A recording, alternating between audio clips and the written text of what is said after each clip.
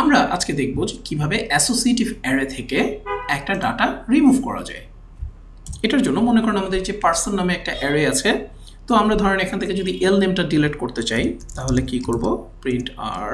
আমরা আগে দেখে নেই যে কি অবস্থায় আছে পার্সন, আমরা দুটোই দেখতে পাচ্ছি। এবার আমরা যে ফাংশনটি ইউজ করব সেটা হচ্ছে আনসেট। আনসেটের ভেতরে আমরা পাস করে দেবো যে পার্সন, এখানে কোন ডাটাটাকে আমরা রিমুভ করতে চাই। ওকে, এবং এরপরে আমরা কি করব, আমরা এটাকে আবার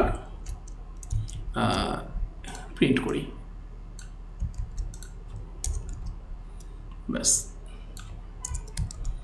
রান করি, দেখেন এখন আর এল নেম জিনিসটা নাই। ঠিক আছে, সো যে কোনো সময় যে কোনো অ্যাসোসিয়েটিভ অ্যারে থেকে যদি আপনি কোনো কি রিমুভ করতে চান, কোনো ডাটা রিমুভ করতে চান, তাহলে সেটার জন্য আনসেট এই ফাংশনটা ইউজ করবেন। ওকে, টেক কেয়ার গাইস।